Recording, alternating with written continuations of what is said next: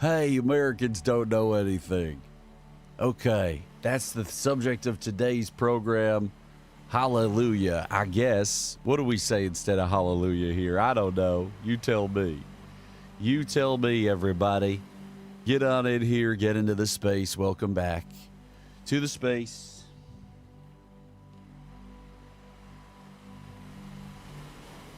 It's your old pal, it's your young pal, it's your middle-aged pal, it's your vibrant pal, Rev Deuce, here to talk to you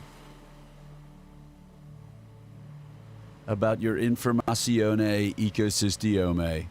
And so the fact that Americans don't know anything. What do you know? Maybe you are here because you are a special person who knows lots of stuff about the world.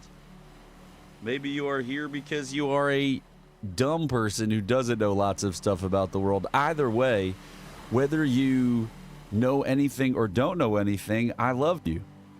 And I want you to be here with me in the space.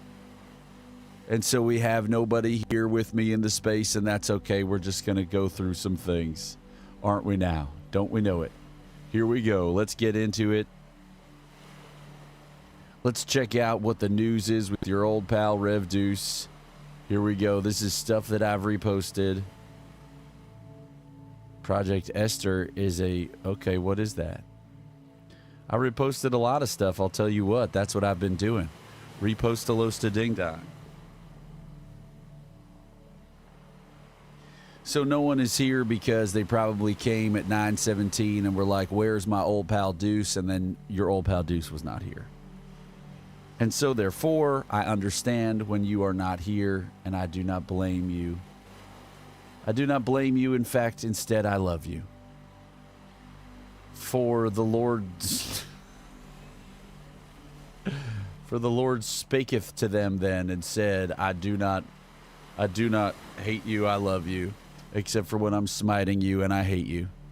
And that's how Jesus works. No, that's how God works. I guess. I don't know. I am not. Hey, Thomas, get on in here. Thomas, we are going to go through the news with your old pal Deuce. We are talking today about how Americans do not know anything. One of the things that Americans do not know is that they know a decent amount. How about that? I flipped it around. I reversed it. I did a reverse something. Now hold on one second while I get this window capture to display. And we're going to go to, there we go. That's what we want. Welcome into the space.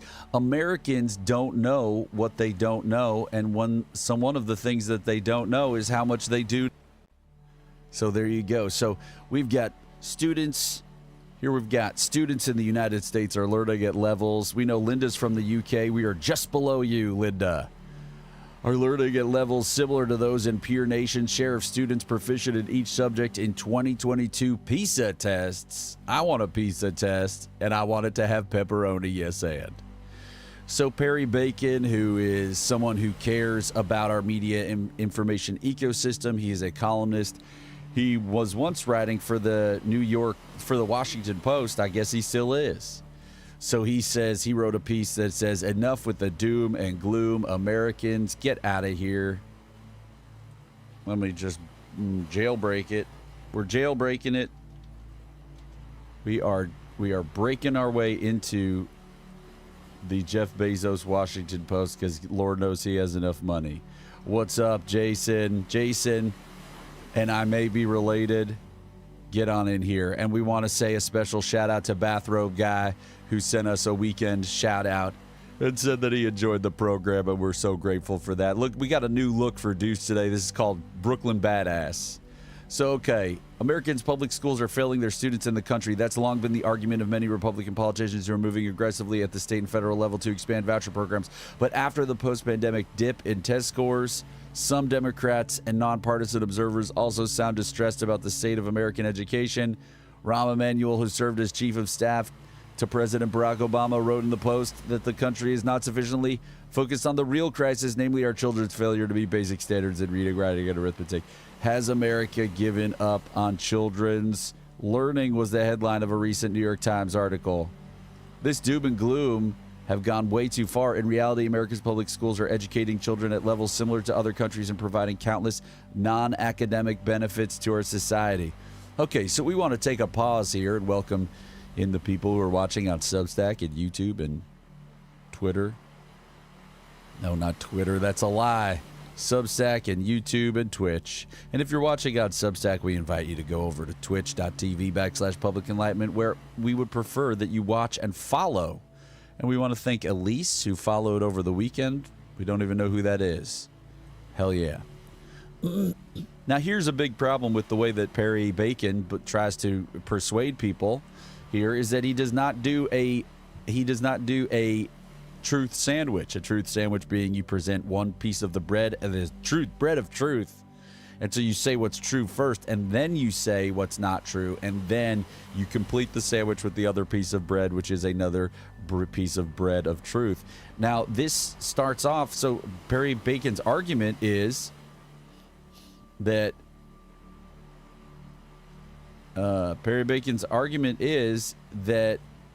America's public schools are educating children at levels similar to other countries and providing countless non-academic benefits to our society.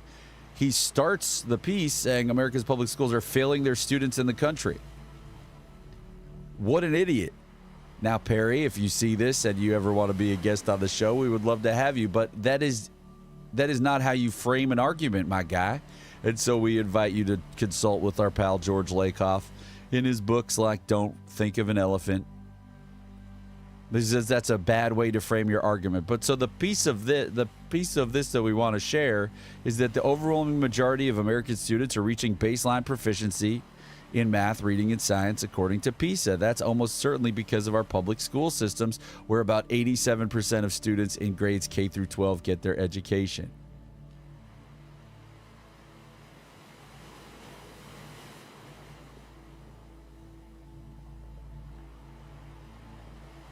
Okay?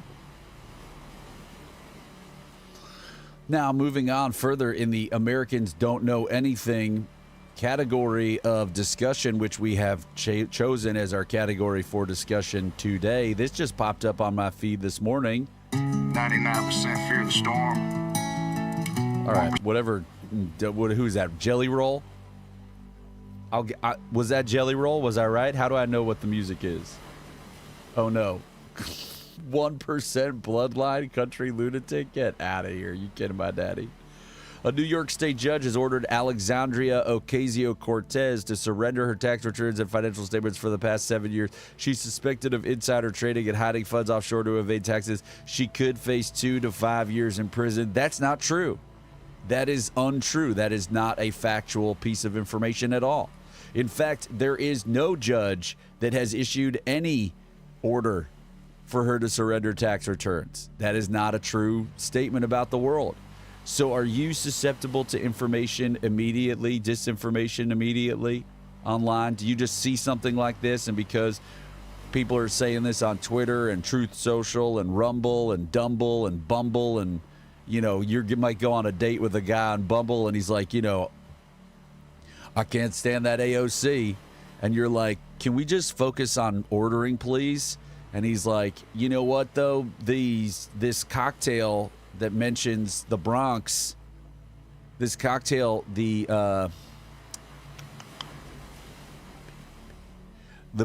cocktail called the Bacardi Down Bronx reminds me of AOC, and I hate her. And even though I don't even know yet when your birthday is, and I haven't asked you any questions, my fellow date on Bumble, I would like to tell you how much I hate AOC right now. Okay, so then we can't be doing that. What we have to be doing, Bathroom Guy, we gave you a shout out. We said thank you for the message over the weekend, and I'm so grateful. So this is disinformation that is on the screen right now.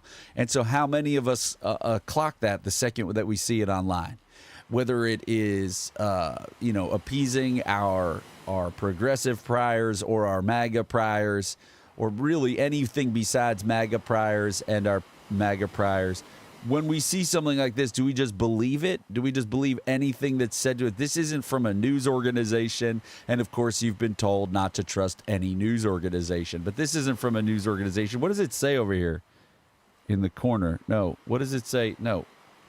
How do I zoom? Can I zoom? No. What does that say? Americans' last line of defense. America's last line of defense is what it says in the little corner. But who knows what the hell? You know, that anytime someone makes that joke, it makes me want to watch Enemy of the State again, because Enemy of the State is so ridiculous. All of the tropes in one movie. But so, okay, here's the deal. We love the people who are just shouting out about how, like, look at all these fact warriors in these comments. Hey, this isn't true. Odd that's been reported nowhere. What source? AOC hasn't been asked to.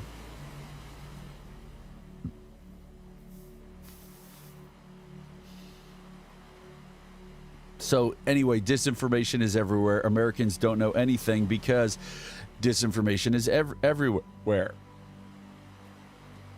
We are at all times fighting an information war against the lie of Bannon. Look at him there. He's flooding your whole zone with poo-poo caca. What a jerky daca. So we just wanted to point that out to people that, you know, our information ecosystem is awash with bullshit, with shit. And so many of our fellow Americans are sucking down, you know, the information diet equivalent of, what's this? Oh. Of, you know, dog shit and broken glass milkshakes. And so we want you to all be getting good, healthy milkshakes. So we want you to read through the news with Deuce right now. That's what we're going to do.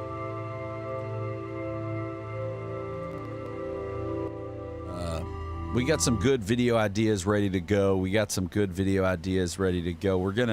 we're gonna do a short video. I'm gonna make a short video today about how Christopher Rufo and Barry Weiss, they pitch their ideas about how to disturb the public and get us all to be voting for and cheering for fascism. I'm gonna try to do that in 30 seconds today. So Steve Vladeck is saying yesterday's One First took a close look at SCOTUS's ruling in the Trump v. Wilcox and the massive chunk it took out of the analytical coherence of the unitary executive theory of presidential power. Too long didn't read. Theories with bespoke exceptions aren't theories, they're just preferences. So what Steve Vladeck is saying here, and he's a Constitution expert and he writes about it for various publications, what he's saying here is theories with bespoke exceptions aren't theories, they're just preferences. So he's saying the preference of our hyper-extremist right powers that be, the same people who now sit on our Supreme Court, like Brett Stevens, who used to write about and think about it during the George W. Bush administration about the unitary executive theory. So this is a time when the Supreme Court has defended in Trump v. Wilcox this unitary executive theory, right? They are allowing the president to do anything he wants, except that they carved out the Federal Reserve. And they carved out the Federal Reserve because that they don't like that. They don't like the idea that the president could do anything he wanted with the Federal Reserve. And so they've made this little exception here. And so basically the subhead for this piece by Steve Vladeck is a constitutional principle like the unitary executive theory isn't worth all that much if the Supreme Court can conjure new, unprincipled exceptions to it by simply asserting that they exist. Right? So it's not based on precedent. It's not based on, stare decisis, which is basically the word for precedent, where something has existed for 100 years and the courts, not just the Supreme Court, but the federal courts have backed it up over and over and over again because it's what all of the scholars who then become the judges determine is should be the case and what it is. And that's how our judicial branch works, whether you like it or not. And so what's happening is our Supreme Court is just making it up as they go along. And lots of people think, especially experts, think that that's a bad idea. Now, again, when you are online and you see arguments about how there is a uniparty recognize that maybe those arguments are coming from people who want you to hate the government, people who want you to give up and never vote again, people who want you to be cynical about our democratic institutions. Well, guess what?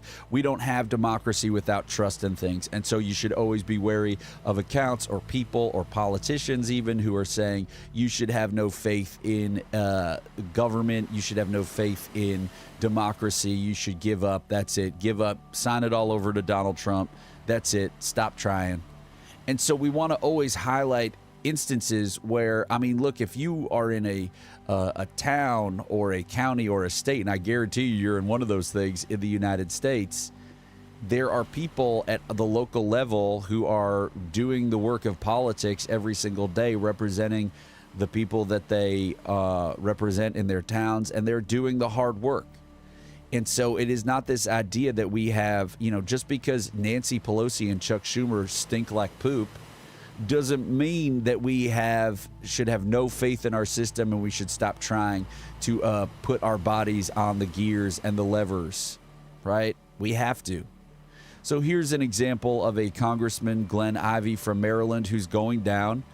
And, the cynical way to look at this is, it's just for show, I guess. But what would be worse would be if they weren't doing this at all and there was no just for show. So he said he was denied access to see his constituent, Kilmar Abrego Garcia. If there is nothing to hide, cut the crap. Now some cynical person could say, well, he's not his constituent because he can't vote. I don't really even know if if people with protected status, I assume he can't vote, but his wife can vote, and his child, when his child grows up, they can vote. Or children, I can't remember.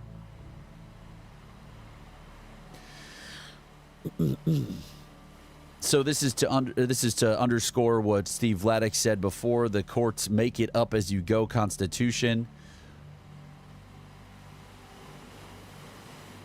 So I would imagine this is written by Josh Marshall at Talking Points Memo. It doesn't even say. Where's the byline, guys? Oh, yeah, okay. The back channel, Josh Marshall, he's got his own logo.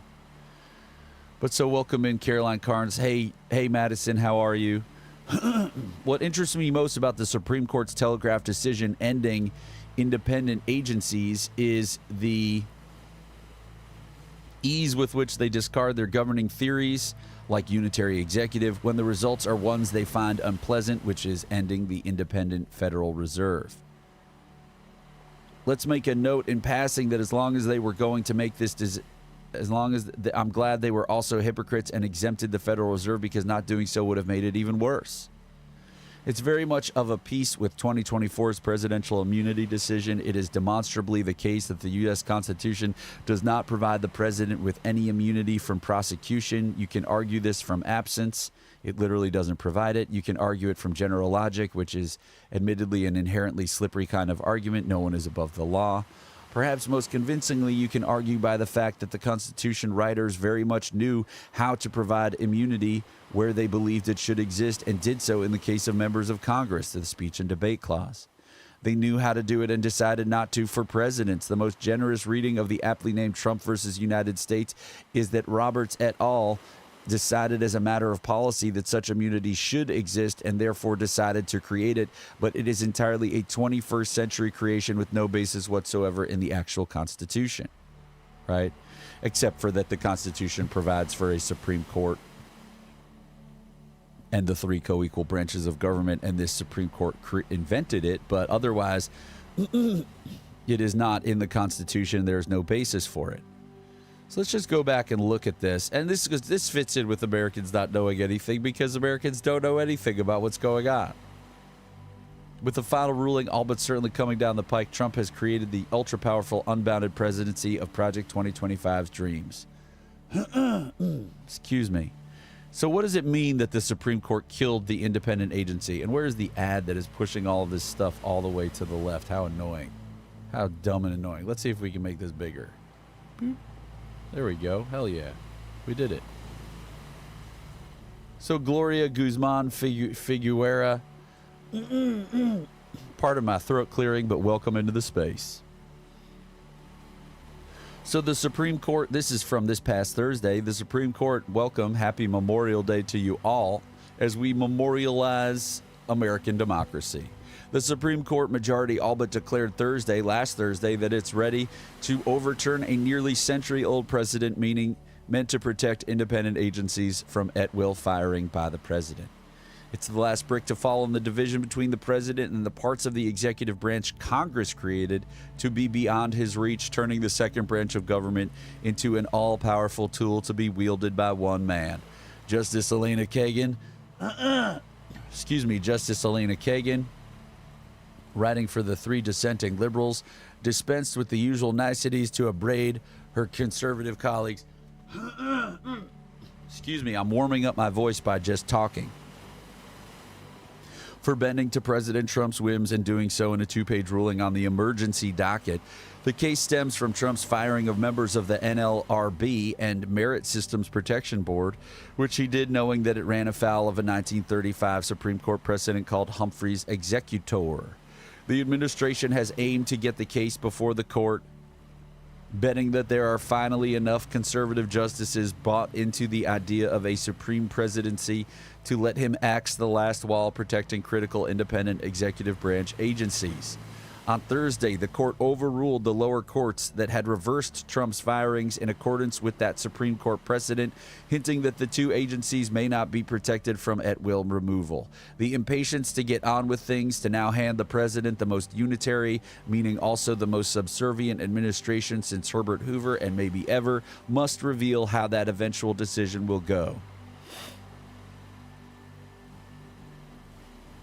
In another sign of where the majority is leaning, it mentioned out of the blue that the Federal Reserve, for some reason, is uniquely protected from the president's whims due to its unique structure and distinct historical tradition. So that is just totally BS. They're making it up as they go along. Experts have told TPM over the last few months that their only hope for the survival of independent agencies amid this onslaught from the administration is the right-wing justices' concern about Trump taking over the Federal Reserve, installing loyalists who would send the global economy into a tailspin. But the court is telegraphing that it will find a way, no matter how legally flimsy, to silo the Fed out of its upcoming death blow to independent agencies. So I guess last Thursday they made like some original preliminary ruling, and then they are going to hear arguments and then finally decide. But then today's order poses a puzzle, for the Federal Reserve's independence rests on the same constitutional and analytical foundations as that of the NLRB, MSPB, FTC, FCC, and so on. Which is to say, it rests largely on Humphreys. Get in here, Victoria Woodhead. Kagan wrote, citing the court's precedent protecting these members from at-will removal. So the majority has to offer a different story. One way of making new law on the emergency docket, the deprecation of Humphreys, turns out to require yet another, the creation of a bespoke Federal Reserve exception, she added. If the idea is to reassure the markets, a simpler and more judicial approach would have been to deny the president's application for a stay on the continued authority of Humphreys. The majority further tipped its hand, she pointed out, by rationalizing granting Trump's stay request by saying that it would stop the members of the two embattled agencies from being fired and rehired as the litigation proceeds. But Kagan notes that the two lower courts, as they must while Humphrey's executor still stands, reinstated the fired members. To allow the firings to stand, she wrote, is allowing the president to overrule Humphreys by fiat. So we encourage you all to read that piece in Talking Points Memo. We encourage you to be fact warriors and read Talking Points Memo regularly. We encourage you to read and engage with fact-based sources of news that are biased towards democracy, right? We want to have a bias in this country. Why am I transparent? That's fascinating. Look at this. I'm transparent. A little bit. See that? See my shoulder is okay. So anyway, we want you to take in fact-based information and then spit it back out, okay? Because look, what we saw this morning was this piece of disinformation, just casually thumbing through the old disinformation machines that are in our hands, that are ergonomically designed to be on our bodies at all times. All right. So are you fact checking your information? Or like so many of our MAGA loved ones and our non-MAGA loved ones? Are you just allowing whatever you see on the internet that affirms your biases to immediately be one more piece of quote unquote evidence that you use to then talk to people at the water cooler, at the gym? Yeah, well, they're all corrupt. Did you see AOC? I mean, the judge is looking into her tax returns. Well, guess what? That's not even true about the world. Well, guess what? You know, it is a white schmeno schmide in South Africa, because did you see the meme where it was saying that Elon Musk can't even work? It can't even do business in South Africa because he's white? Well, guess what? That's disinformation pushed by known public liar Elon Musk, and it is not backed up by any sort of fact check. I am so transparent. Bathrobe Guy points out that he can see right through me. And if you can see right through me, you can see directly to my grift, which is working my ass off for you to be a fact warrior in this world. And so therefore, please give me all your money right now. That's right, it is a gift. I spent hours writing this song, which is a banger. As our friend Sean said, it is like an F-150 commercial for fact-based journalism.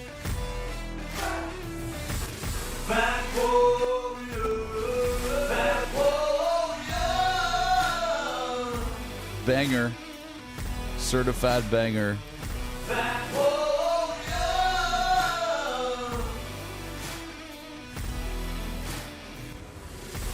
So give me all your... Tell everyone about this space, because I, as far as I can tell, am the only religious figure on the internet advocating for fact warriorism in the face of an information war that is destroying the minds of people all around the world, really, but especially of our friends and loved ones and neighbors right here in America. So you're in an information war at all times, and do you give an effing shit? Or do you give zero effing shits and you just want to just sit back and you just want to and just let it all wash over you as more people are put into poverty, as more people are caged in this country, as more people, human beings, are shipped to gulags for the rest of their lives simply for the crime of trying to find a better life? There is no criminal conviction of Kilmar Abrego Garcia for having done anything. There is a conviction in the court of public opinion by our lying government that is saying, you know, the really most nefarious Kilmar Abrego Garcia lie. I mean, they're all nefarious if the government is willing to lie to people in order to lock them up in a foreign prison for the rest of their lives when they have done nothing wrong. Oh, okay. What aboutism, our MAGA friends and loved ones? Well, what about the hairdresser who is there, who's done nothing wrong, who actually was seeking asylum and had an asylum claim? Okay, what about the children who have been deported that are U.S. citizens? Would you think there was a difference if they had been exiled to a foreign gulag as U.S. citizens? Or somehow you think it's okay because they quote unquote had to go with their mother? Oh, and that's right, the kid had stage 4 cancer. Stage 9 if you consult the addled mind of our lying post-reality president. So how are you going to be a fact warrior today, and what tools can you use to be a fact warrior in this world? Well, guess what? You can use our tools. Oh, we want to keep that up because we want to save that somewhere. But you can use our tools that we have created. So guess what? You want to know about the world? And then we'll go right. You go here. You go to Blue Sky. Oh, that's right. You can't see anything that I am doing. You go here. You go to Blue Sky. You go to our lists over here. Okay, you go to our profile, you go to lists. This is our profile. No, it's not. This is eventually going to be our profile. And so you see our profile, you go and you click on lists. Then you go to fact checkers, you go to diverse opinion, you go to legal experts, you go to the news, you go to these resources that we have created for you so that you can get an alternative stream of information than the one that mainstream media and the right-wing disinformation complex have created for you, okay? So we've got The Guardian, we've got The Verge, we've got DropSite, we've got TPM, we've got Democracy Now!, we've got pro-democracy, fact-based sources of information. So you should use those. And then you should spread that. Don't like things. Don't simply like things when you're online, because guess what? We have fascism in America because of propaganda, and we have propaganda in America because none of us is fighting back against the propaganda. So their strategy is to flood the zone with shit, okay? Literally. All right? And so in the face of that, we have to flood the zone with facts. And I realize I need to make a image of me zone with facts, but here's an image of me handing fact-based information to a MAGA person who is then overcome and crying and weeping because they have received the good news. The good news being fact-based pro-democracy, literal news. Yes, and. Okay, so that's what you do every single second here, and you go to my accounts, you go to my YouTube, you spread the videos there, you go to my TikTok and you spread the videos there. And you tell your mom and your daughter and your son and your brother and your nephew and your cousin. You tell your coworker about the good news of Rev Deuce saving the world with fact-based information. And you tell them to please sponsor Grass Milk. Grass Milk Soar, yes and. So let's go back to the news with Deuce. Diggity Diz News. That's me. Sometimes I refer to myself as Diggity Diz News.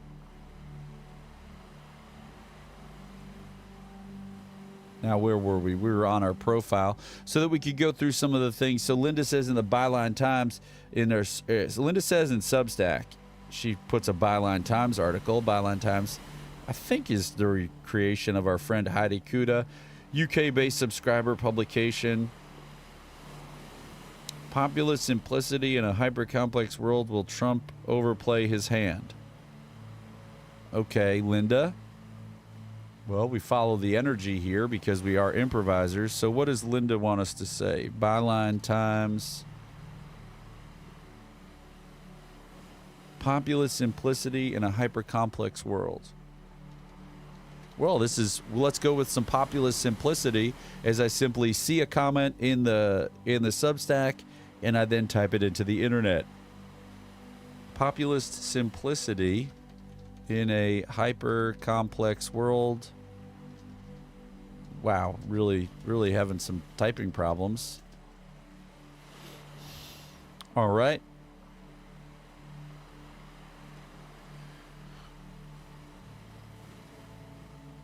Hardeep Matharu dissects what the now infamous Oval Office meeting with Zelensky revealed about the president's approach and speaks to political scientist Brian Klaas. We are big fans of Brian Klaas about why his alternative realities don't stack up against real-world complexities. Ah, yes. So you're saying, should I add the Byline Times? Now, the question then becomes, does the Byline Times have a Substack? It appears that it does. Now, the reason why I don't focus on it is because they claim to be British, but they write so much stuff about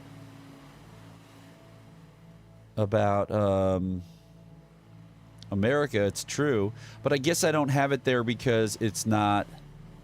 If I were to start an international list, I would probably do that. But so I try to focus it on an alternative to national news in America. So if they had like Byline Times USA. But so, Linda, we encourage you to be a fact warrior in the UK and to spread that.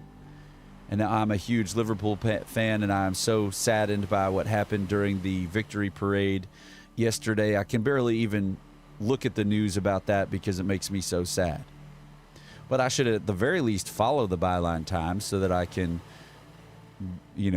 push those things when I see them.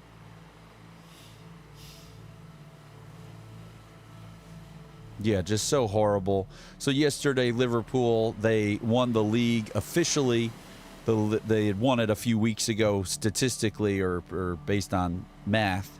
But they won the league officially over the weekend, and then they had their on Sunday, and then literally yesterday they had their big parade, and probably millions of people came to Liverpool for that, and it was really fantastic. And then there was an incident where I don't know what happened. They thought it might be terrorism at first, but there was an incident where a van really ran over several people, and that is horrible. And puts a real damper on what otherwise for folks like me was an incredible day. And we wish the speedy recovery of all of those people. So Christian nationalists pretend that the United States was founded as a Christian nation, but the Constitution never mentions Jesus or Christianity. That is true, not even once. Instead, it bans government promotion of any religion. Don't be fooled by their lying propaganda. This is an account online.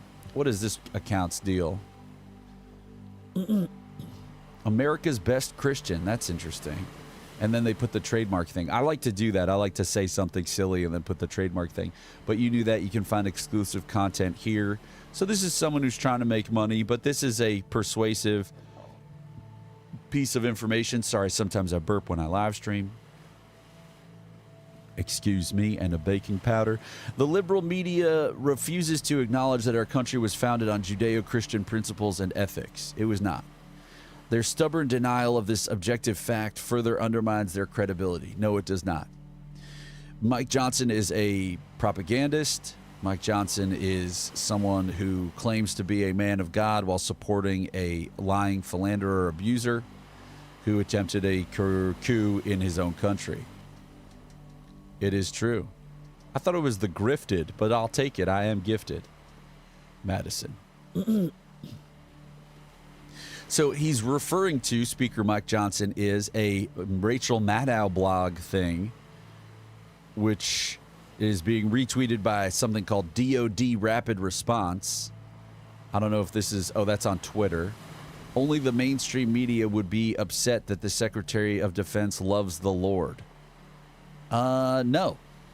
The Secretary of Defense represents Muslim, represents Jewish, represents Jainist and Buddhist. I mean, I don't know how many Buddhist service members there are, but I guarantee you that there are some, because humanity is complex and beautiful.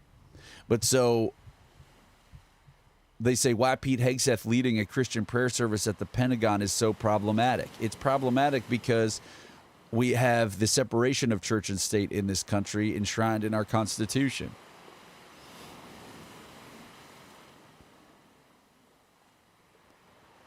And so DOD Rapid Response, I mean, we don't even know who that is or what that account is. We know that Mike Johnson is a liar. I'm pretty sure Mike Johnson is a member of the lying class of 2021 that lied about our elections. Was he even in Congress? Hold on. Let's find out. What am I looking up here? Don't even know. Was Mike Johnson? Wait. Did Mike Johnson, Speaker of the House, participate in the 2020 election lies? Did he vote on January 6th to certify the results?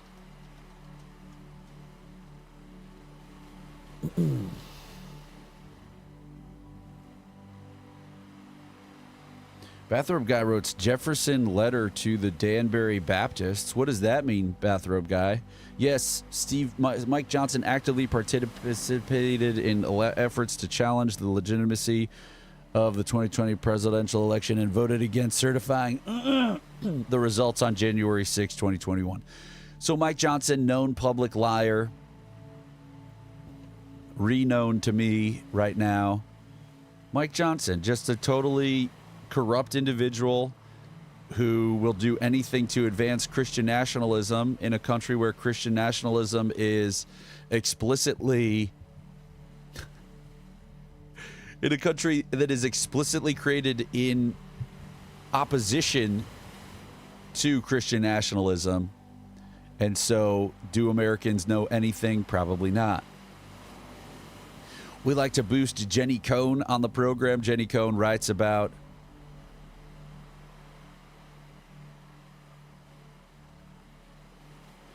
So David asks, and then Bathrobe Guy is saying, it is a letter speaking about separation of church and state. Beautiful.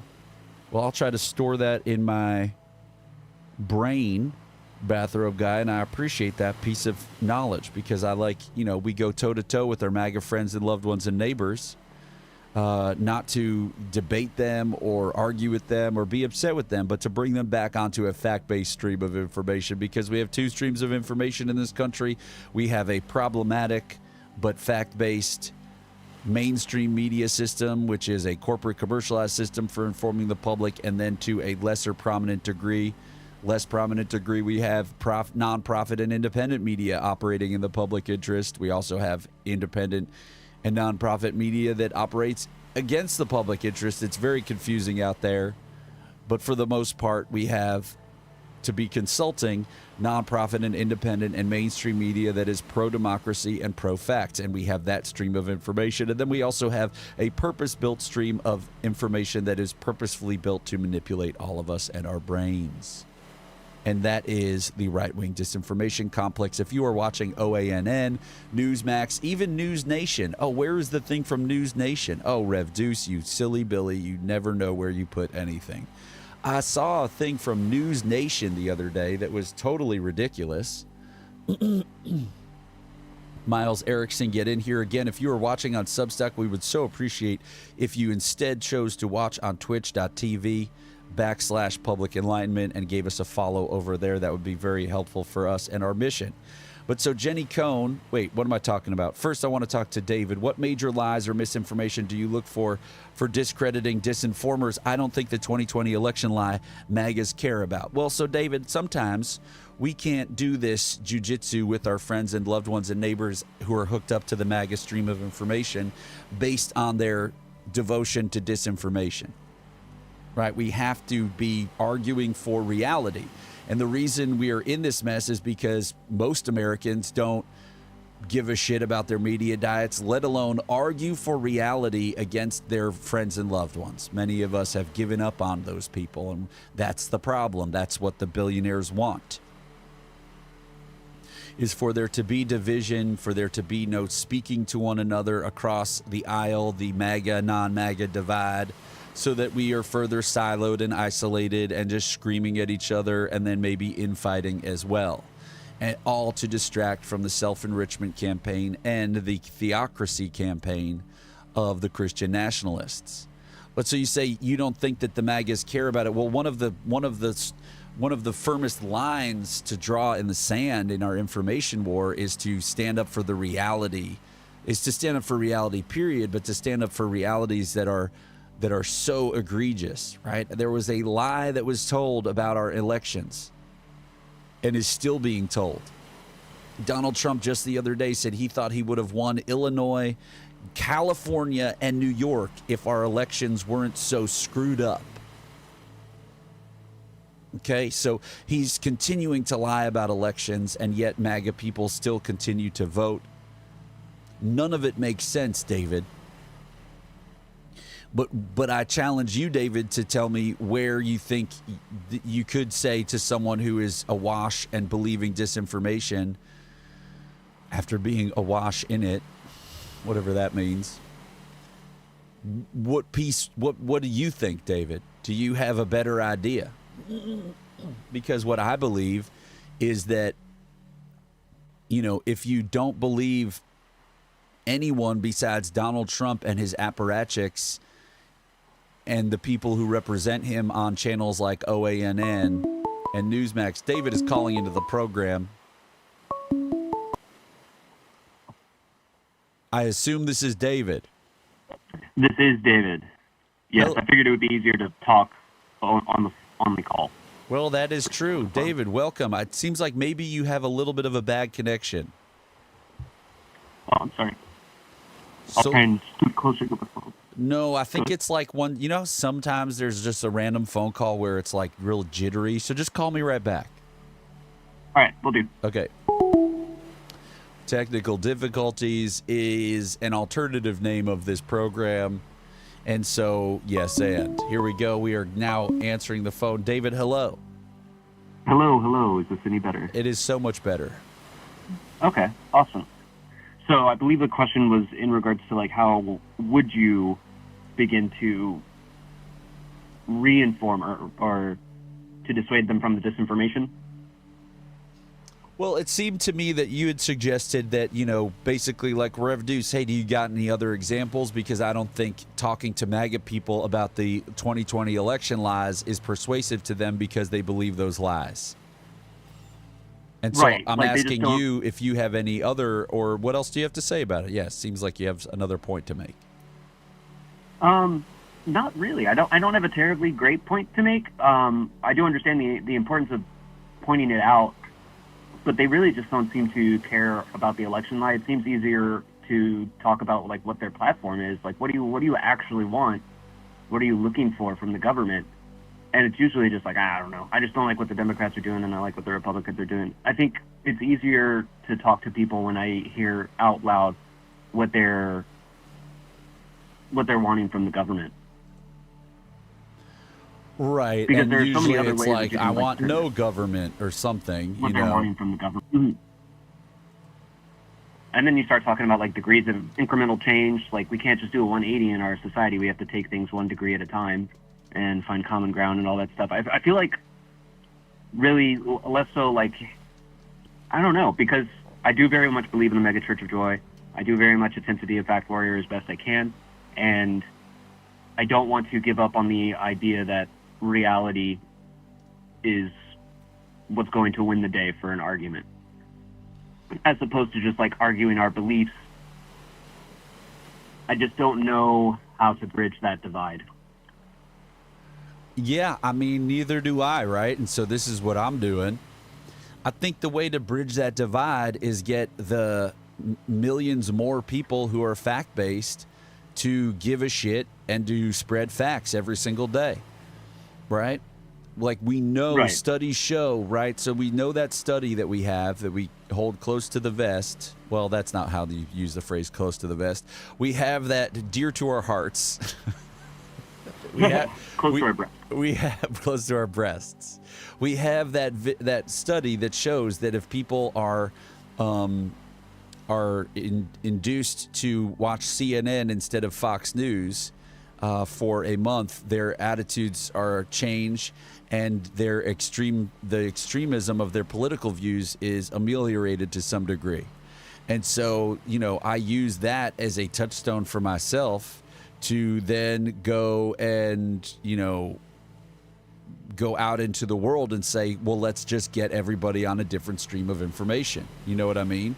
Because it seems to be the only thing that could possibly be effective. And so I think, like, to me, I understand that people hold on to the things that they believe because, oh, okay, that's the letter. Thank you so much, bathrobe guy.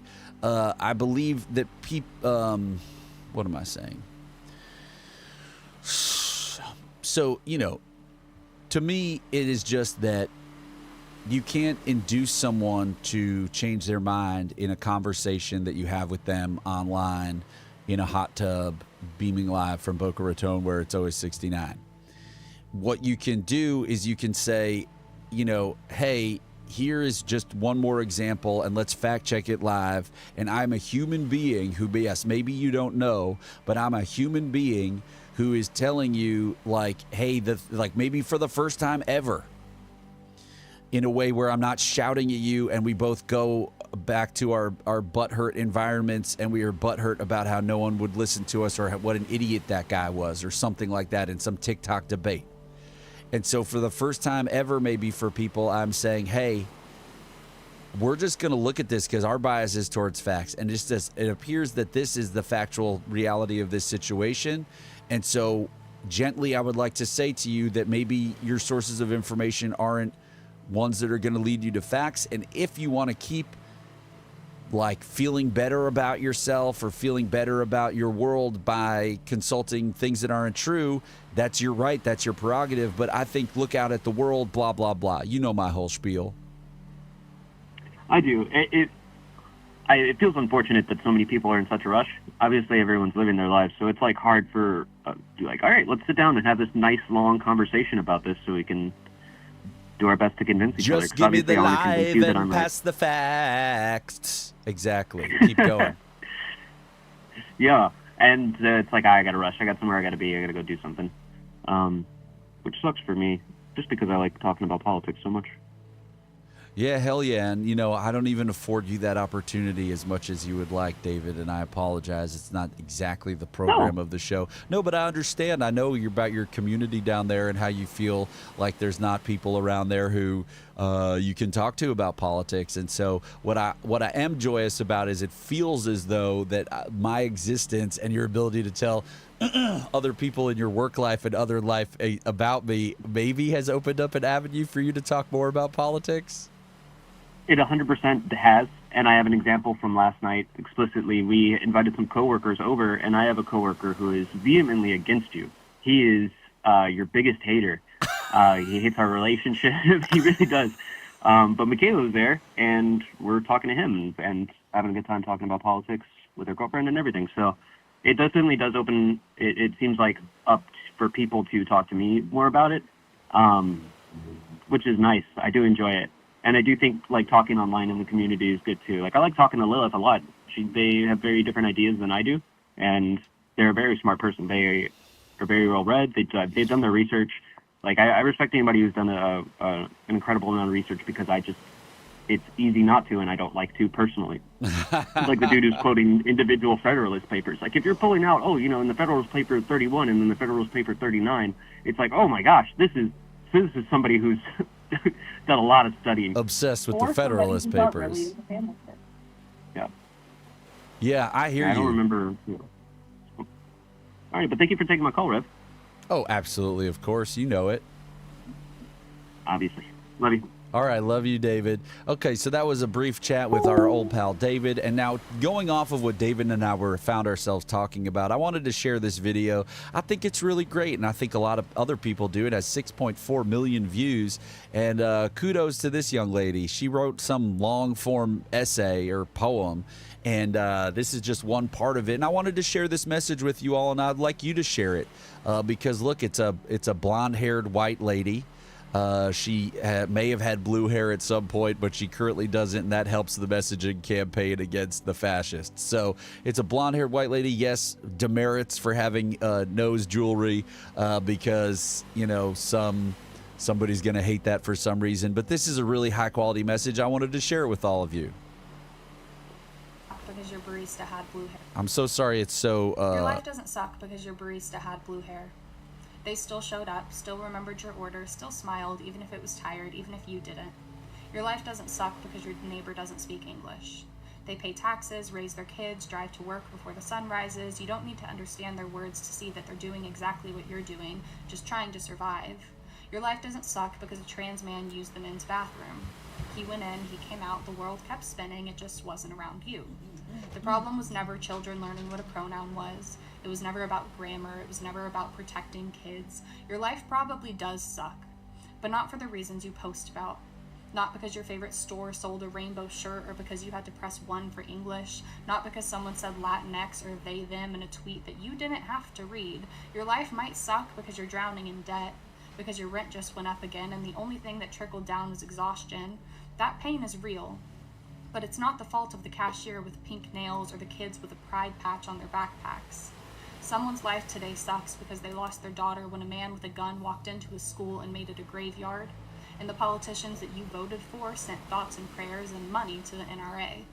Someone's life today sucks because ICE knocked on their door before breakfast was even made, and now their father is gone, disappeared into a system designed to forget him.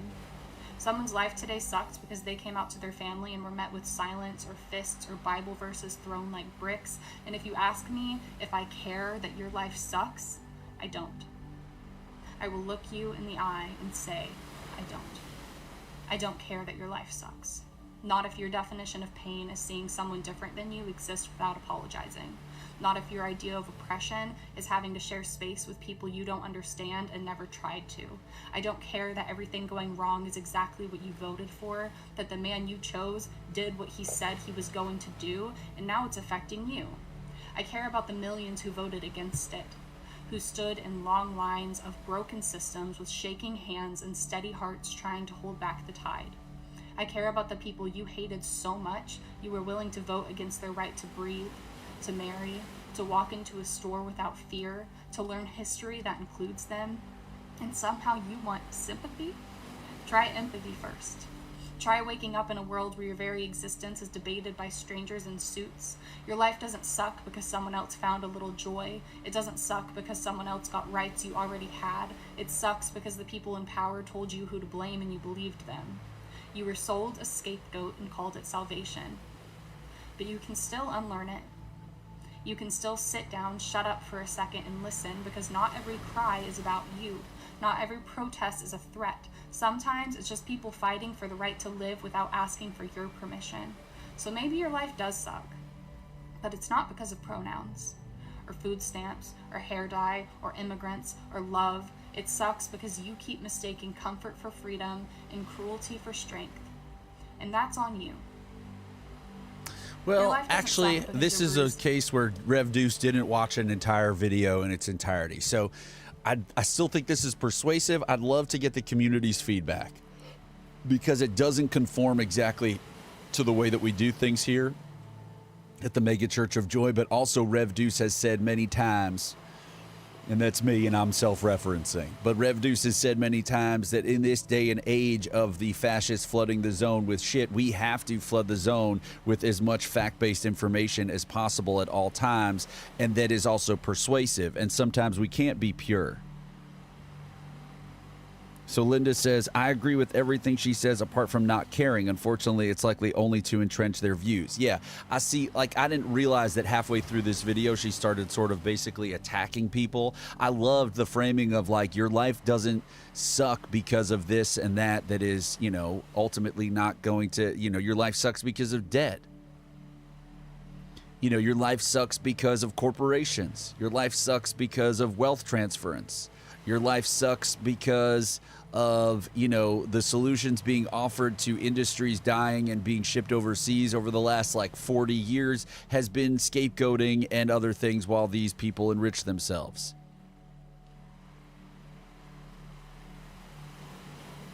So, okay, Male Rats USA, we love you. Thank you for being here. We're so grateful. We did not know you were here in the program today. Male Rats USA is saying in the chat, I'm American, here to prove you wrong unless you disavow the statement your mod made in your title. Your mod made. You mean when I said that Americans don't know anything? Is that what you mean? Like the statement that, or David said something? Or was it my messaging about being a fact warrior? So so Susan, oh, this is everybody's talking on Substack. Susan says people need to hear the truth. She is telling the truth. Linda says, agreed. Propaganda is highly persuasive. It's psychological warfare. It works. That's why it's so powerful. Bathrobe Guy says no need to attack others. So Male Rats USA, this was the frame that I used for the beginning. Male Rights. So absolute, and I love that. And I started my show with an absolute. So I made the claim that Americans don't know anything. And then that was to kick off the very beginning of the program today when I said Americans don't know anything, was kicked off with this piece of information. So it's Americans don't know anything. And one of the things that they don't know is how Americans fare globally when it comes to information and our public schools. Right? So Americans don't even know that, 87% of children are educated in our public school system. And according to some metrics, we are right there near the top in terms of, baseline ability in math and reading and science. And what I also said is that some Americans don't know how to, many Americans do not know how to spot disinformation when it is right there in their face. So I want to ask you, Male Rights USA, and I would love for you to call into the program as David is asking you to do, and I would love for that to be the case. And if you can't, that's fine. But so Male Rights USA, I would like to ask you, what do you believe about AOC? And what do you believe about AOC's finances?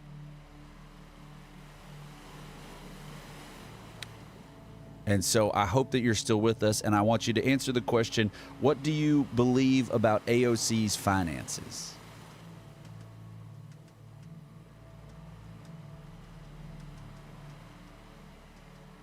And I also want to understand what made you so upset about the phrase that I used to label the show, which is Americans don't know anything.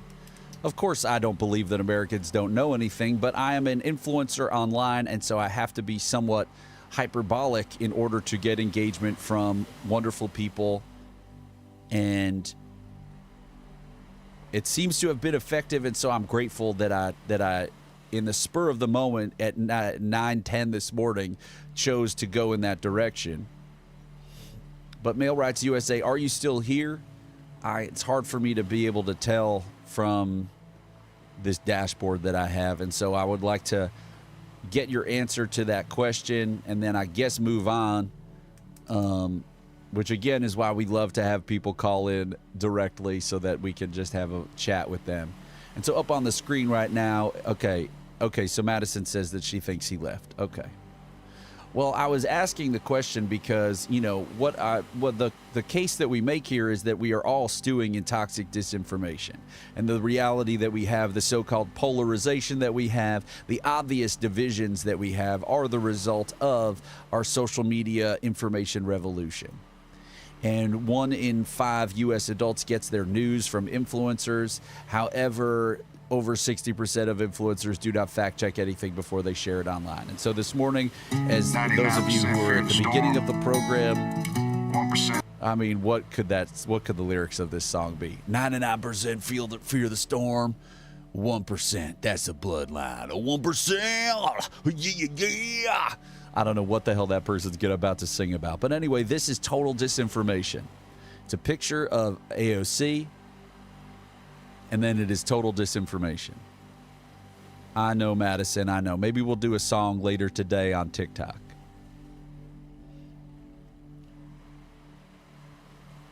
Okay, so look at this. This is total disinformation, and this is the kind of thing that I was just swiping, right?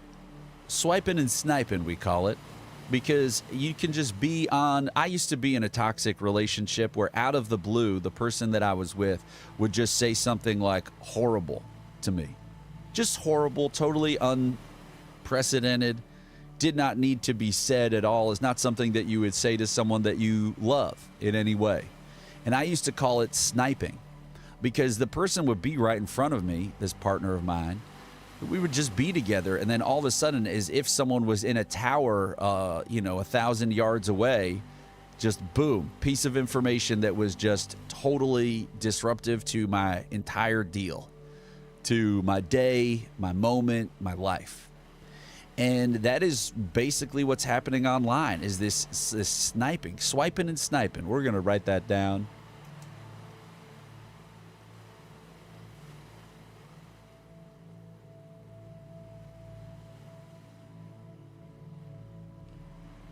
Oh no, that sounds like your brother Grayson. Come on now. So Susan says Republicans set the narrative without facts. Exactly, Susan Jagoda. Susan Jagoda gets it. And now, Susan, if you are a regular here, and if you are able to watch on twitch.tv/Public Enlightenment. I would love that. And if for some reason you can't, then that's fine too. But so this is what we talk about every single day here. Last week we did some really fun stuff. We went through deep dive into disinformation and that kind of a thing. And so we just want to remind you of the tools that we've created here. We want to remind you of the publicenlightenment.com Blue Sky account, and you should all be on Blue Sky, where we are reposting stuff, but we are also following and boosting people who are sharing fact-based information. It happened upon, she said, I happened upon this College Fix report based on this repost by New Right operative Matt Peterson, who seems to have his finger directly on the pulse of the New Right's agenda and strategy. So this person, Matthew Peterson, that Jenny Cohn just referenced, retweeted something that said, I don't think our elite universities have any idea what is about to hit them. This was written in before Donald Trump unilaterally, after being made a king by the Supreme Court, except for in the case of the Federal Reserve. This was before he chose to attack Harvard once again. But so the DOJ is going to use the False Claims Act to prosecute civil rights violations. The act allows private citizens to file complaints on behalf of the government. So it's just going to turn it into a totally bogged down shit show.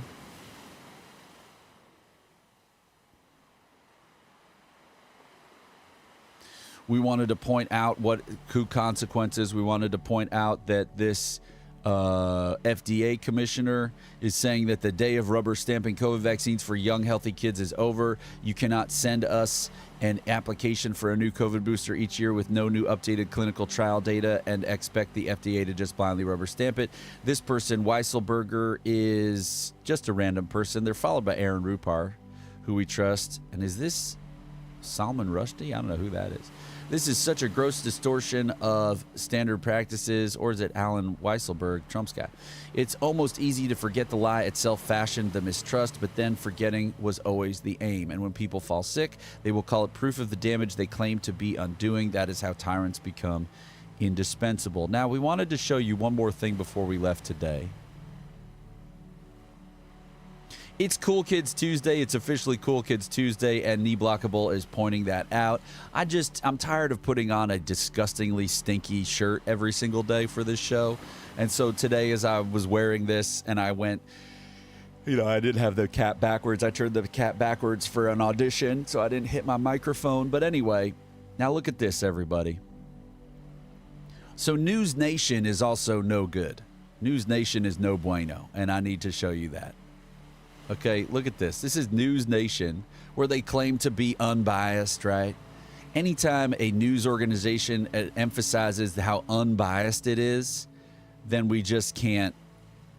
Now, this show is called Bully Pulpit. Okay, we'll take that in. We'll take that piece of information in stride. But watch this host of News Nation, who wants to push the idea that there is a white genocide in South Africa when that is totally a lie, a propaganda claim. And so News Nation claims to be somehow not part of the right-wing disinformation and propaganda ecosystem, but it entirely is, right? Like Chris Cuomo, who was disgraced, he gets hired as the big hire there, right? It's a place that is trying to pass off once again, another version of an OANN, another version of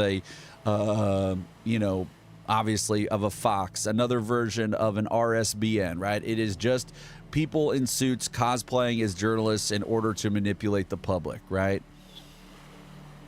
And of course, we are aware that our MAGA friends and loved ones would say that is what is happening on all of the more fact-based cable news outlets, and we would then counter that you shouldn't watch cable news period in general, and then we would counter that it would just go back and forth down the drain of disinformation meant to destroy our trust in everything. And Rev Deuce is here to try to restore your trust in at least Rev Deuce, if not a fact-based public interest journalism, which is thriving if you know where to look in this country. Medea, she's the politics editor for Eyewitness News, based in Johannesburg, and was in the Oval Office as it happened. Welcome to the program. Thank you. Thank you. Were you surprised when you saw that? No, not necessarily. I was amused by the latest gimmick, for sure, but surprised not so much. I think the South African delegation, South African journalists have been talking about it. We knew the president would walk into some sort of trap. It's not surprising. The invite was there. The desire for the conversation to open up the channels between the USA and South Africa are there. South Africa's been trying, by all means, to try and open up the doors again. And so, no one was surprised. Okay. Did we expect the lights to be turned off and a visual illustration? No, not that far. That is the new sort of the new reality with Donald Trump. The issue here, I think, is an important one about what is actually happening in South Africa. Is it true that white farmers are being killed in South Africa? It's an interesting way that you've asked that question. I don't think the issue is what's happening in South Africa. I think the issue is what's being peddled about what's happening in South Africa. If you watch today's engagement, let me get to the point first. If you watch that entire engagement, the recognition, the painful recognition, the startling truth of crime in South Africa, violent crime, was actually uttered by everybody there from South Africa. Is it targeted towards a specific group? Is it an ethnic cleansing? That's the question, right? Based on what's been said about South Africa the world over, at least people allowed to Donald Trump and Elon Musk. That's not a fact. Okay, so we don't deny that there's a lot of violent crime in South Africa, right? Across the board. Seven times the murder rate. Across the board. Okay, so the issue is whether or not, I guess, whites are being targeted disproportionately. Is that what you're taking issue with? No, that would be the claim. The issue is that the claim is falsehood. White people are not being targeted, Leland. This lady's really good, by the way, right, at just shutting it all down. You see the guy flounder because his first way was, are white farmers being killed in South Africa? And of course, the answer is yes, and so are black farmers, so are people indiscriminate of their race, right? There is just a violent crime issue. Now, I could do this differently than she does. I could just say there is a violent crime and there is no such thing as an ethnic cleansing in my country, right? I could say that over and over again. She's doing it in this other jujitsu way, which is pretty cool, where she's just like, here, let's watch what she just does one more time. What you're taking issue with? No, that would be the claim. The issue is that the claim is falsehood. White people are not being targeted, Leland. Nobody. So when crime is Julius, expressed by everybody, Julius not just Malema white people. was chanting, kill, kill, you have to kill to be part of a revolution, on and on. He was talking about killing blacks or killing whites? Do you need the context? So here we see this News Nation host. I mean, this might as well be RSBN. This might as well be OANN. This might as well be Fox, right? He is just like doggedly pursuing his desire for this woman to say what is not true, which is there is a white genocide in South Africa. His position is obviously that there is. Otherwise, his questions would be framed completely differently. Context of what that song is, because you can't take out the context of what that is. That is actually important. It cannot be that he's giving an instruction when that's not the fact. I think we do need to take into consideration the context. What he's chanting is an anti-apartheid song that was sang by leaders in the lead up to apartheid. The back and forth today about that song is whether or not it's relevant in modern day South Africa. Should we still be singing that song? If there's a grouping in the country How can you be that feels singing a otherwise. Song? How can somebody be defending singing a song that's talking about killing other people? I'm not defending singing the song. I'm saying to you that's the conversation that's So don't you think in white the country. farmers would be scared when they heard that song? And that's the question that's being put to Julius Malema. I said to you that conversation is happening. It's put to Julius Malema that when you do this, this is what we worry about. So I don't know how the audio is, but specifically they're talking about this one politician in South Africa who apparently continues to use this song, but from back in the apartheid days, where these people were being imprisoned for their race and killed and all of these things. And there was an apartheid state, and there was a song, I guess, that was about, taking it to the enemy of these black people who had been colonized and then who had been, legally apartheided and separated and all of those things. They were emphatically talking about taking on the enemy. Yes. Now there is a politician, and I can't hear his name as pronounced by her quickly with the audio level that I have. And this farmer,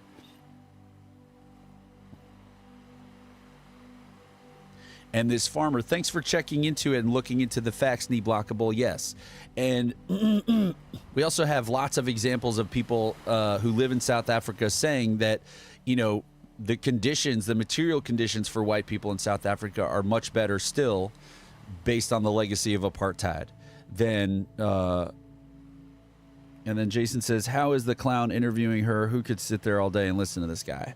Well, I mean, Jason, I don't know. You know, maybe it goes back to that young lady whose video we played, and it just makes you feel better about your world, and it comforts you to believe these things that are being told to you, to make sense of our world that is upside down, right? You know, in a broader sense, what I like to think about all the time, I was a history major, and I think about the broader history here, right? You have a world that is totally turned upside down and is not only just a scary world to begin with climate change and with, you know, things that are actual threats to all of us and humanity and every life on Earth, but you have disturbing events. You have a rise in school shootings. Guns are the largest killer of children in this country. Gun death is the highest, where the highest mortality of children is gun death, right? You have increasing storms. You have the reality that the increasing storms are leading insurers to no longer insure your home if you live in Florida or other parts of the country. You have the reality of September 11th, 24 years ago. You have the reaction to that, and Americans at that time beginning to accept the erosion of their rights in the face of fear. You have, you know, things like the 2008 financial crisis and the understanding that our government is going to always go towards the corporations and support money and corporations in those times, and less so the American people. You have the reality of COVID. You have the reality of the fear program that is being created on top of all of those things. And then you have an information revolution on par with the internet, which is on par with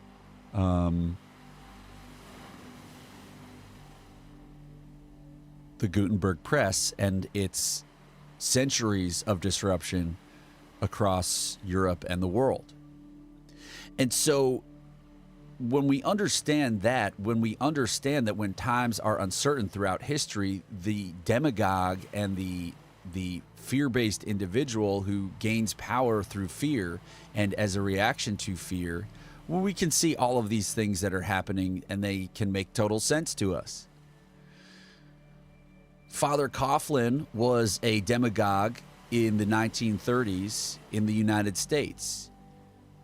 There were breadlines everywhere. There was a massive depression. People were scared and unsure.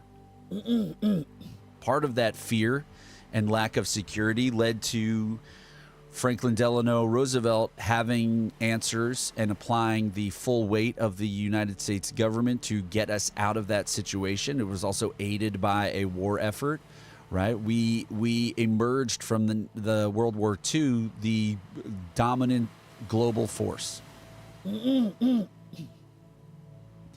But the American citizens also allowed for a president to be, elected several times over in the face of their fear. And there was someone who was shepherding us out of the depression and doing a better job than any other country in the world in getting us out of our depression at that time. You had, anytime there are massive global disruptions, the reality is, and the pattern is, that fear-based demagogues have a really good chance of taking power. So Father Coughlin, I don't know that he was eventually ever going to run for office, but for a long time he was very successful and he dominated the American radio airwaves. And he was a demagogue. And now, in the face of both real fears and fake fears, people are looking towards and voting for demagogues. And so what will change that? What will change that will be things getting much worse or things getting much better. Unfortunately, David, I have bad news because I think things are going to get much worse. But they could get much better if you all get on board with Rev Deuce's program and do everything that Rev Deuce is telling you to do. Demagogue. Demagogue. Demagogue. Now, the problem with a lot of these terms like fascism and demagogue and all that stuff is that nobody knows what the hell they mean.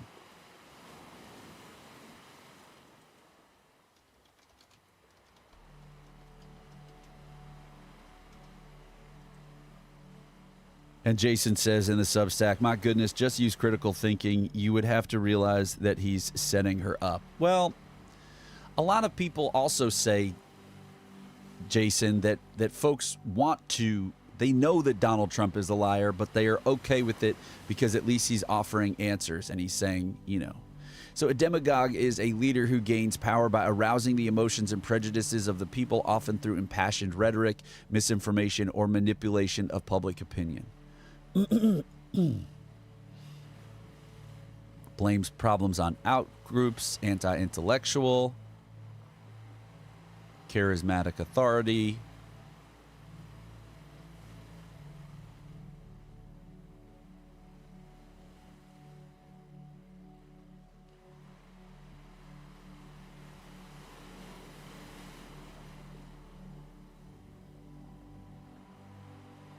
Sorry, I thought I heard a noise in my apartment. I apologize. It is funnier to do that, Madison. So historical examples would be Huey Long, a populist governor who promised wealth redistribution while concentrating power. Joseph McCarthy, who used fear of communism to gain influence, often without evidence. It's used pejoratively.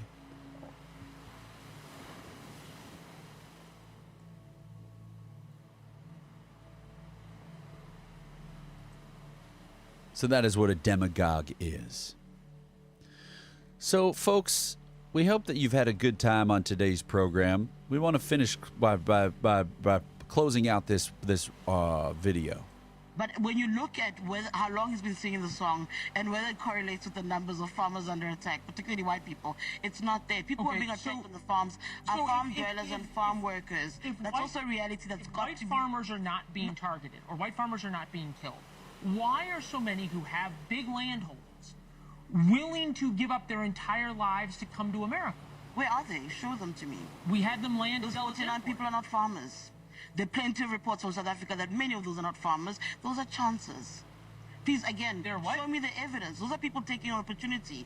America's given them an opportunity. You're saying they're not farmers. I'm just trying to figure this out. You're saying that your president has not in any way targeted whites, even though Elon Musk, who was there, can't get a license for his business. He was where? In the Oval Office.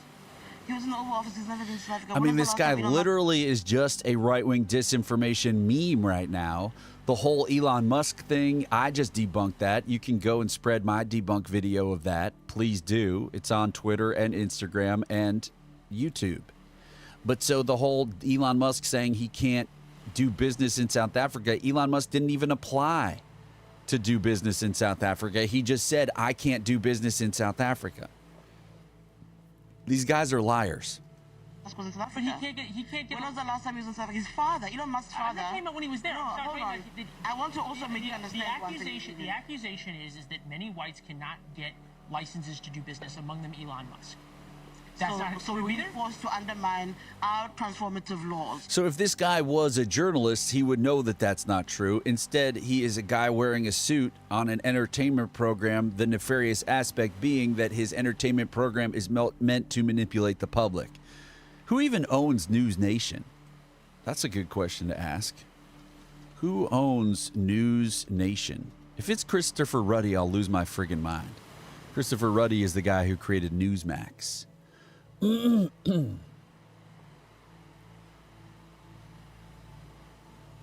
Okay, News Nation is owned by Nexstar, which is one of the largest. David, he does have a desk, which lends lots of credibility. You can't even see my desk. I'm sitting at a desk. News Nation is owned by Nexstar. It's one of the largest television station owners in the United States. It is the largest. Nexstar is a publicly traded company. News Nation originated as WGN, which was based in Chicago back in the day. Oh, and then it rebranded as News Nation. Since its rebranding, it's expanded its news programming now as a 24-hour cable news network, aiming to provide unbiased news coverage across the United States. Again, this is why we need to fact-check ChatGPT. Flash us your desk. Now, who owns... who owns Nexstar? But so Nexstar is easily trying to do right-wing propaganda here. And so we need to get to the bottom of this.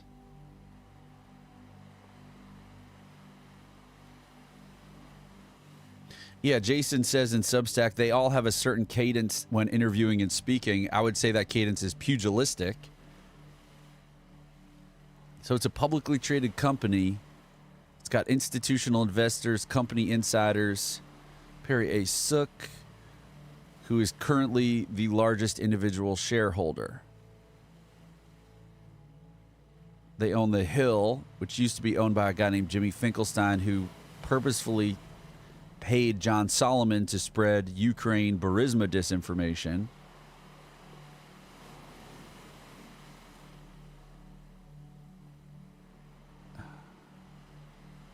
BlackRock owns it. Vanguard, Perry A. Sook. Okay. What are Perry A. Sook's politics?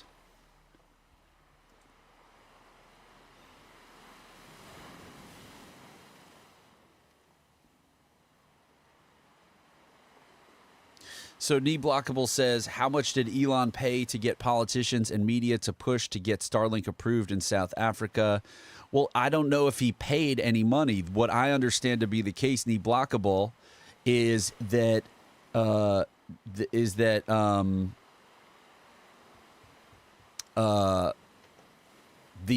president of South Africa, this is in my debunk video, the president of South Africa waived the Black economic empowerment laws, which say that 30% of any local subsidiary of a company that wishes to do business, an international company.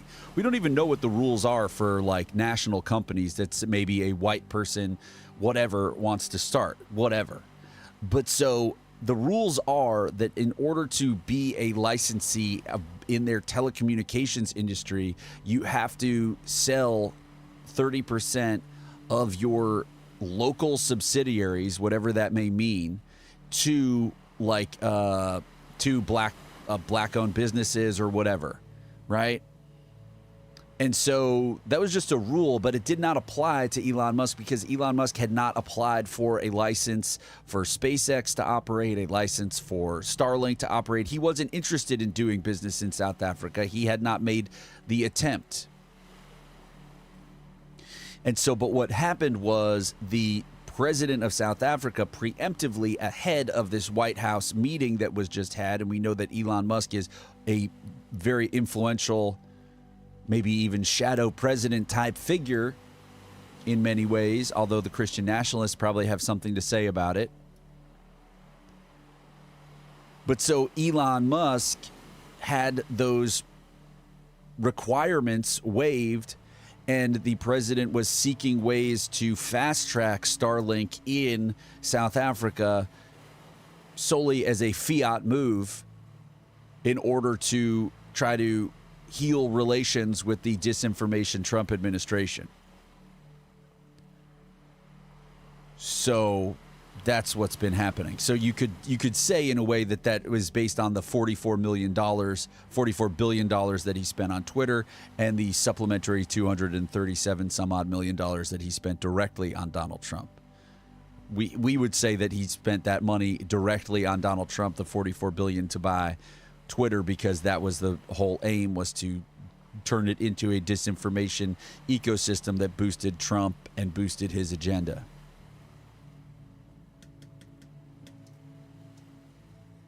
So, but anyway, Perry A. Sook, the CEO of Nexstar, which owns News Nation, which says we are unbiased, which any time that any place tells you that they are so unbiased and they are the most unbiased you've ever seen, and they are so deeply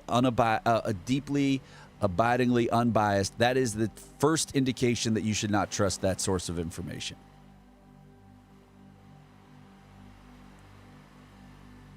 Because there is no such thing as objectivity in journalism. Lots of journalism outlets don't even go down that road of telling you what is or is not their bias.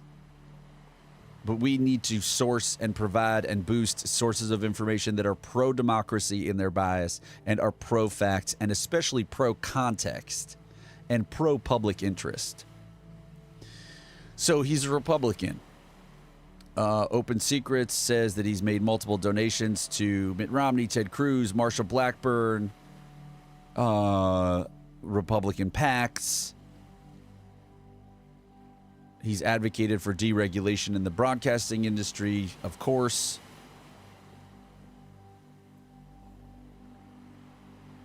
So we can construe this ends with there's no public record of him making overt partisan statements in his role at Nexstar. But however, we are watching overt partisan statements be made.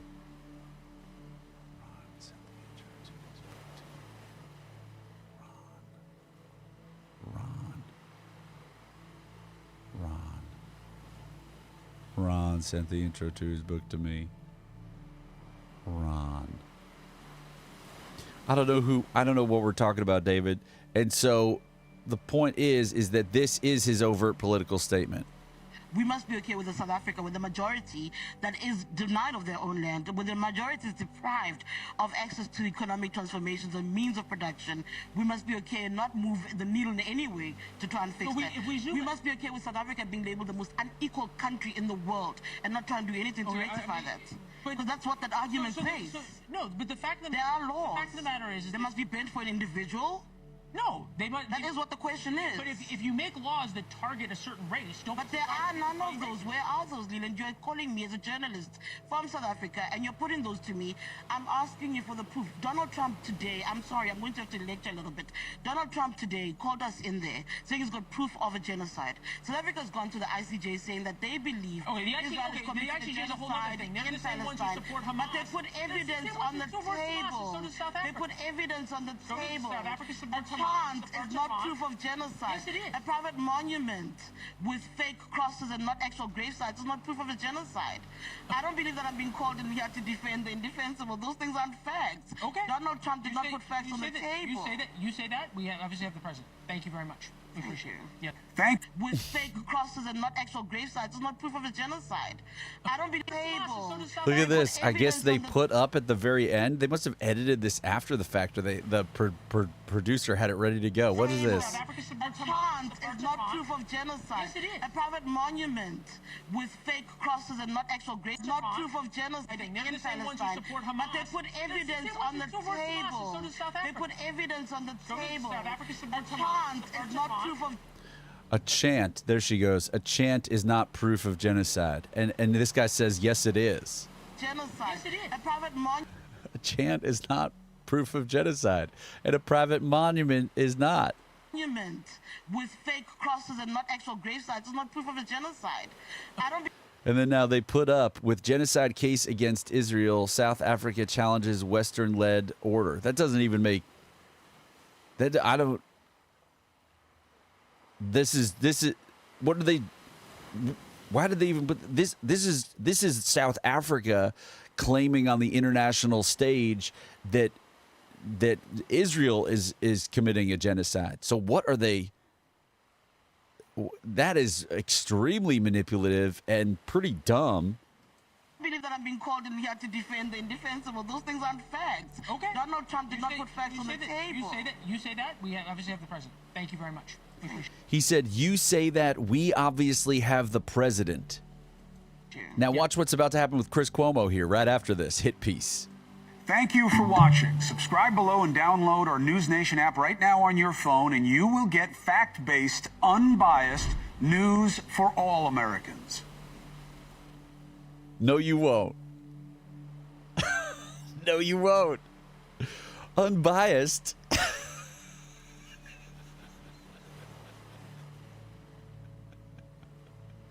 Ooh, David, that's really good. Put facts on the table. Put facts on the table, where we put facts on the American dinner table. Put facts on the table. That's beautiful, David. Thank you so much. Yes, and. All right, so let's go use that on Instagram. So let's go use that on TikTok for a half hour. Okay, Rev Deuce has to move his car at 11:30. Rev Deuce is going to go to TikTok right now.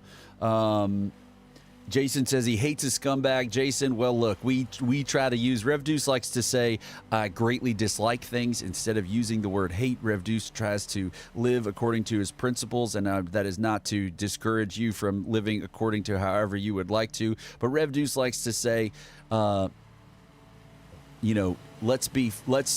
try to not even use the word hate, right?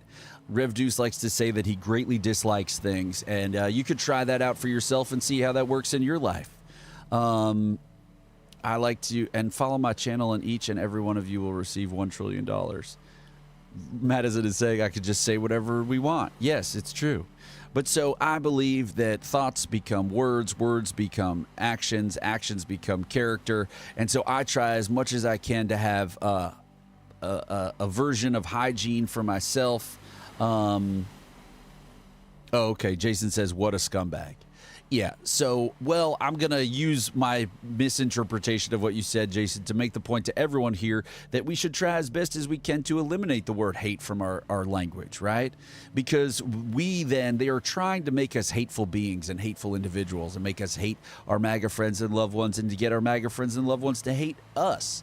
And so we don't want that, and so we push back on that here, and so that's what we are about. Bruce Beckman, welcome into the program. Bruce Beckman, how can you be a fact warrior today? How will you spread fact-based information? How will you worship in the face of a world where people no longer know where to turn to understand the news, where people find it impossible in their busy lives to come home and digest fact-based, contextualized information that leads them to vote against fascism? How do people understand who to turn to in a world turned upside down? Well, here at the Mega Church of Joy, we worship facts, and we use the tools created by Rev Deuce to find fact-based public interest journalism that is pro-democracy. That's right, it is an information war.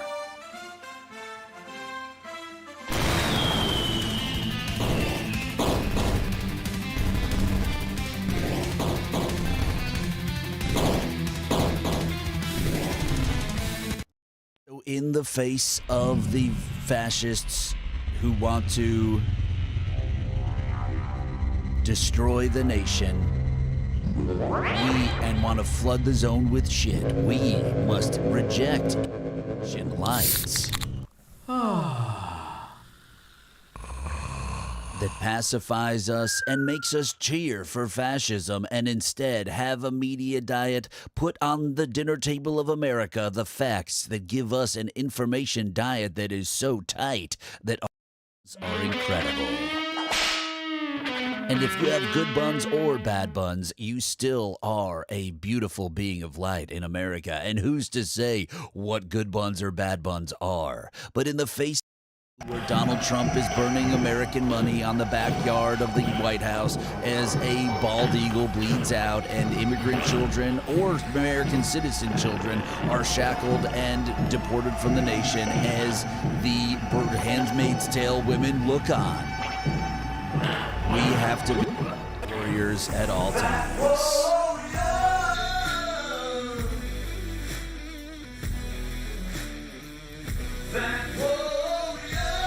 And so we don't care what kind of American. If you are a furry, we love you and we need you to spread fact-based information at all times.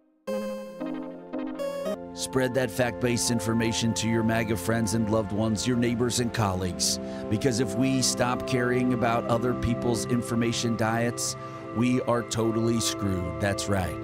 We have to care about everyone's diet at all times. Because if we are absolutely going to be in a hot war, and it is going to be nasty and gnarly, and your friends and loved ones will pass away.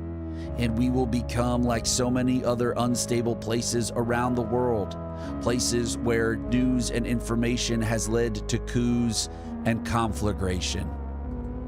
And so we must fight. We must fight against the disinformers at all.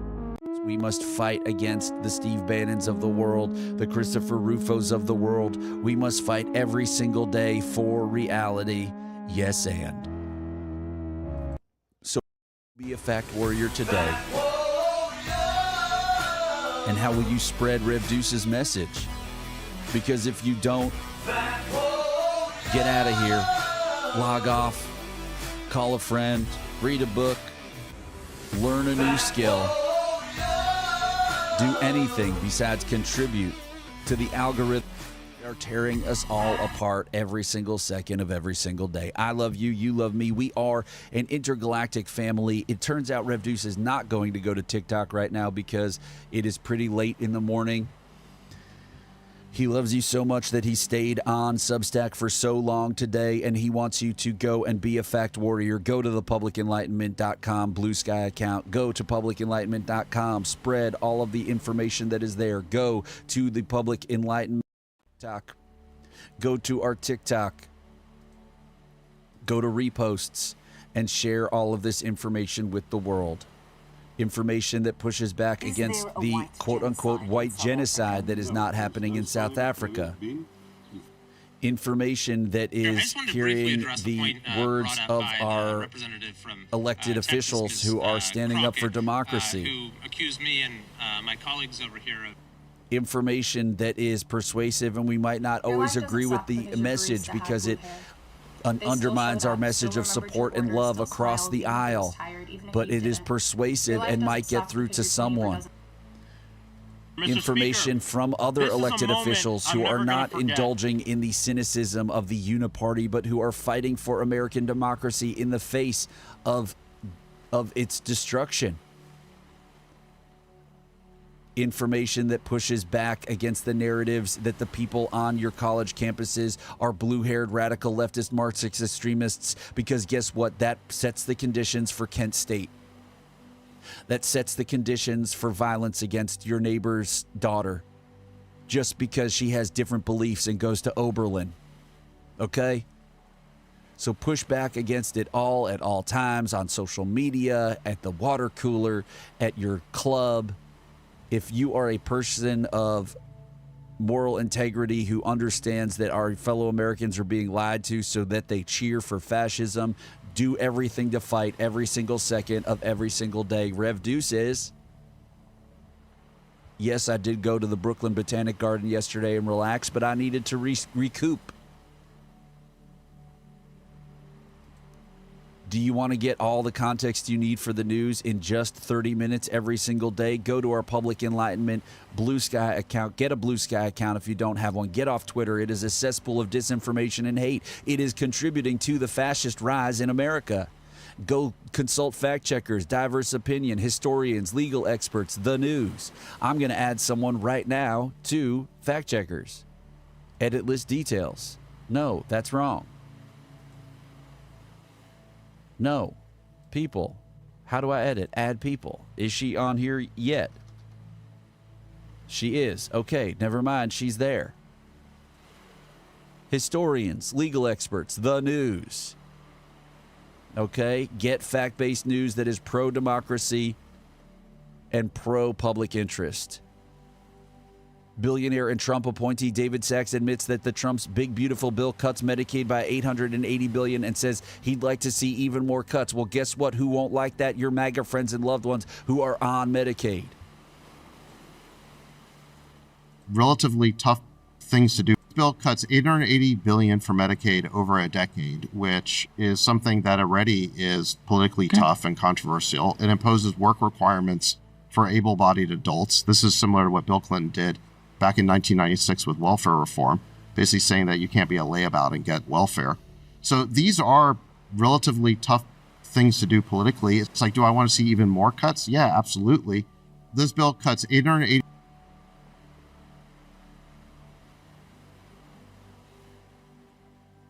How will you tell people you love them today?